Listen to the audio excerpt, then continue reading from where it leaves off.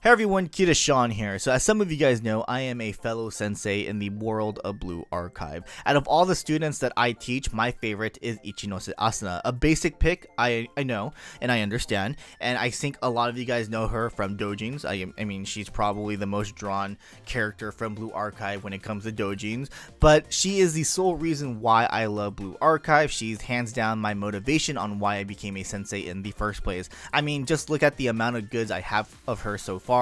By the way, this isn't even half of the stuff. I have more doujins, keychains, acrylic stands, manga, and so much more. But putting my Oshi aside, I want to talk about the future of Blue Archive. As some of you guys probably know by now, there is this game called Project KV that was supposed to release later this year, but it got canceled suddenly. This was actually a huge surprise, not only for myself, but you guys as well. Due to the sudden announcement, this forced me to rewrite this entire script for this video. I won't get into the specifics of the cancellation in this video due to the lack of information. There are just so many rumors, speculations, and most likely misinformation regarding the whole situation. I plan to do some research on it, and if I feel confident enough, I'll probably make a video out of it, but for now, I have no plans on making a video regarding this situation. As you guys may know, I released a video a while back about the drama between Project KV and Blue Archive. For starters, let's talk about the connection between Blue Archive and Project KV. Project KV was being produced by Dynamis 1 and developed by a brand new studio called Studio Alaya. Studio Alaya is a game studio made up of former Blue Archive developers, and Dynamis 1 is actually a development studio which also is created by former Blue Archive team members. As of right now, these are the members that we know are at Studio Alaya. Doremi is the art director, Isaac-san is the scenario director, and Mitsukiyo is the music director. There are also rumors that illustrators MX2J and Child have joined as well. Though MX2J and Child are not listed on the Project KV website, which has now been deleted off the internet, MX2J has been listed as one of the artists for their doujin circle Kuro Nezumi for Comiket 105, and he has been actively retweeting posts from the official Project KV X account and even drawing special illustrations for them. By the way, Kuro Nezumi Doujin Circle seems to still be active, and it looks like they will be at Comiket 105. To give you guys a better idea who these guys are, Doremi is the artist who drew characters such as Ako, Alice, Aru, Toki, Hina, and others. MX2J is the artist who drew Asuna, Akane, Karin, Tsubaki, Hasumi, and others. Child is the artist who draws Chise, Ui, Mari, and others.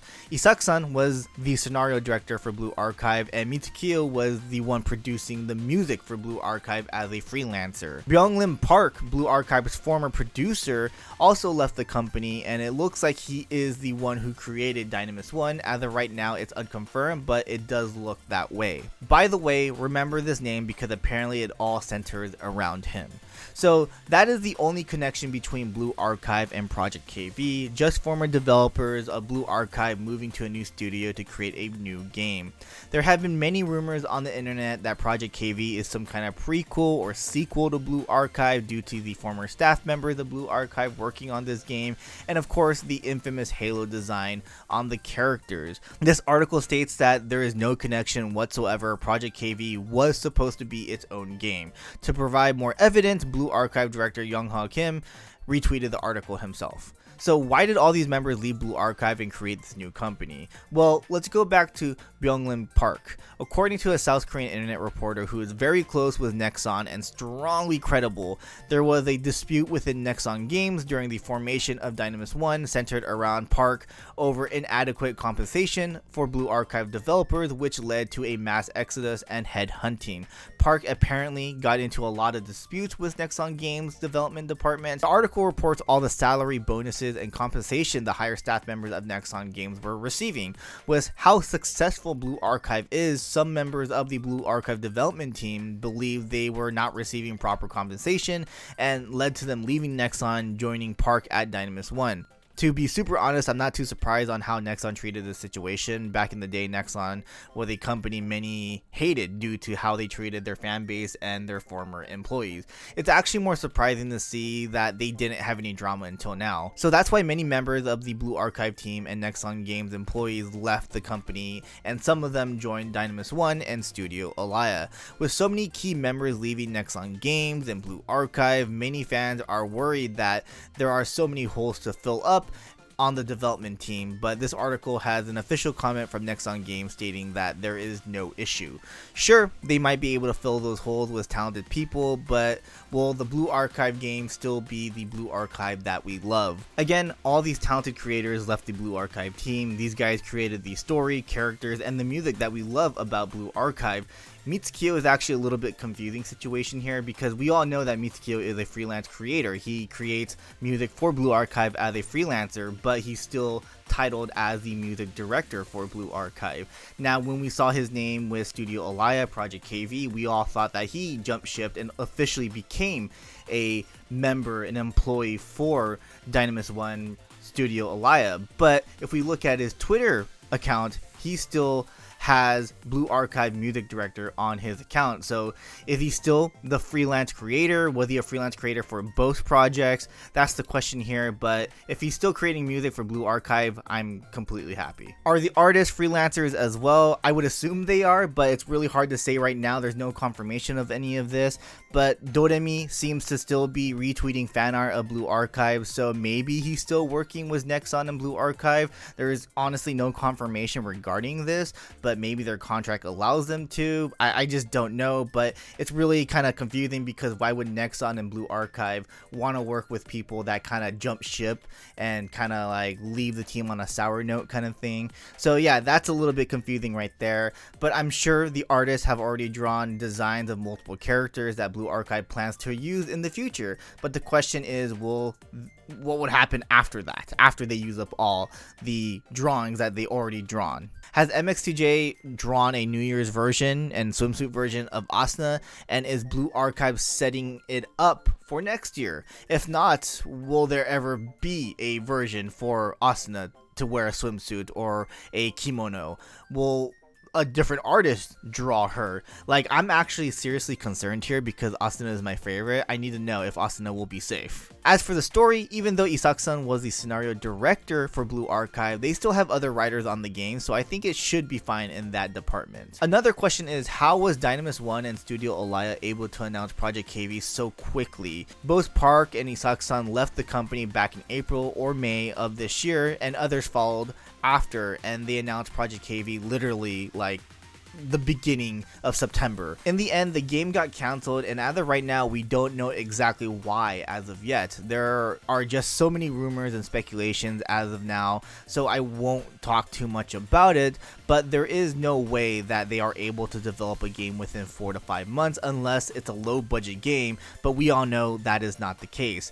They had a proper teaser, trailer, voice acting seemed to be in place, and multiple artists, music, and doujin circle set up. This is currently speculation within the South Korean Blue Archive community, and of course what many other Blue Archive fans were thinking as well. They were secretly working on this game during the time working at Blue Archive. Due to the speculation, this caused some backlash from devoted Blue Archive fans. They felt as if the members that left betrayed them and the game. With the cancellation of Project KV, so many more questions and rumors and speculations have surfaced online, and it's really hard to tell what is going on. It also doesn't help that all these articles are written in Korean, which is a language I can't read and understand. I kind of wish there were more articles in Japanese so I can read them, but the situation hasn't really spilled into the Japanese Blue Archive community as much.